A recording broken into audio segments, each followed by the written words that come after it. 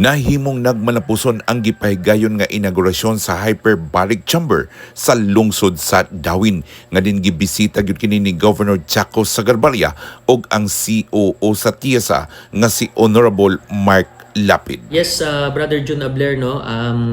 Last June 25, Thursday, 2026, no? Atong gi-inaugurate and blessingan ang ato ang Hyperbaric Chamber Center. Of course, gipanguluhan sa TIESA or the Tourism Infrastructure Enterprise Zone Authority, headed by no less than Sir Mark Lapid, the Chief Operating Officer. So it was a very historic day for not only for LGU Dawin but to the entire community of diving community and also the tourism industry. Kay finally, no, naa na gyud ready to serve ang ato ang Hyperbaric Chamber Center.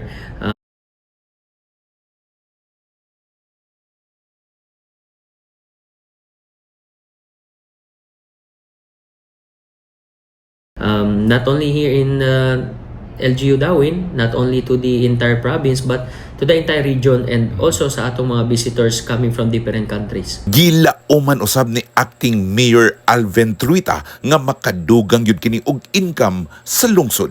I believe so because the presence of the Hyperbaric Chamber, as you all know, ang purpose niya is of course duha man gud ni siya ka klase, sir, no.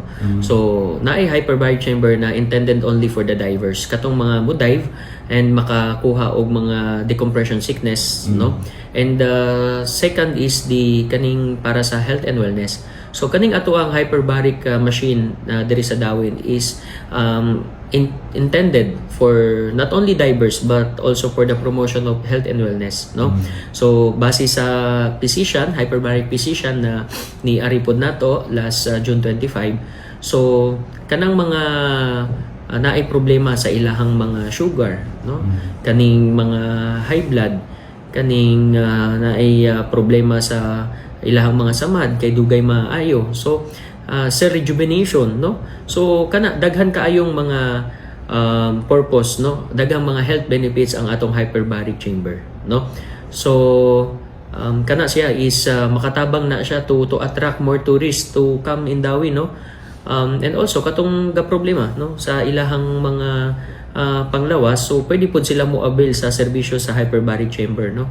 So kana we're very happy, brother, and we believe, no, na kana siya ay makatabang na siya to boost our economy here in Dawin. Gipasigalbo usab ni Acting Mayor Truita nga anaag yun nabutang sa ilang lungsod ang maong hyperbaric chamber.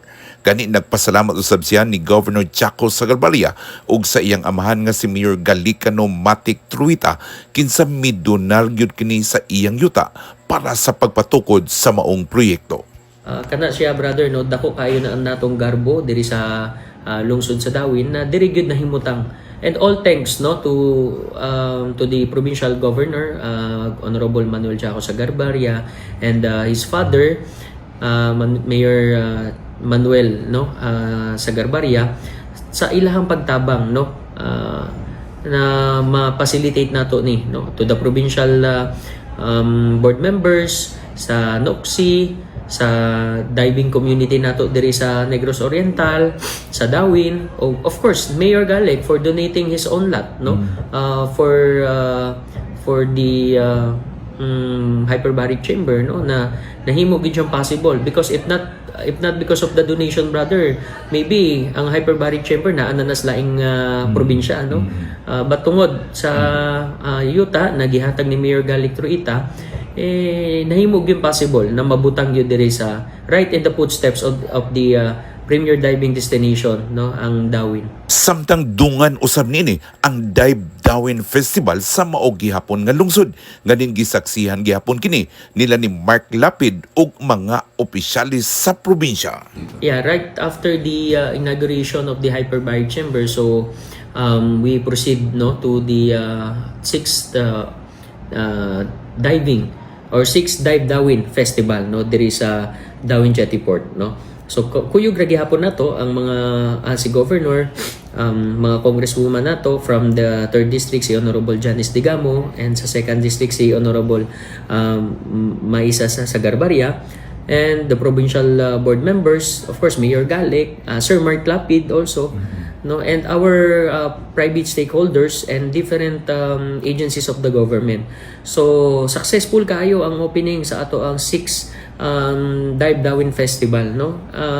Makita na to na nalipay kayo ang atong mga private stakeholders, no, ang atong mga officials, and Sir Mark Lapid also, no, na amaze good siya sa nindot na facility na to na diri sa Dawin. So I would like to extend my grateful appreciation to all na nitungha or ni attend sa ato ang 6th Dive Dawin Festival. Nagpasalamat usab si Acting Mayor Truita gumikan kay naila kini isip top performing Vice Mayor sa Negros Oriental. Of course, thankful ta, no. Una-una sa Ginoo, naging gitagaan ta og mayong panghunahuna, mayong wisdom.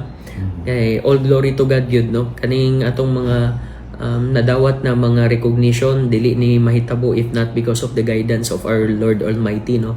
Second, of course, to my constituents here in Dawin na sa kanunay naghatag og suportan nato and sa mga nisalig nato, no, na kita mo deliver ta sa ato ang mga gi-promise during the campaign period.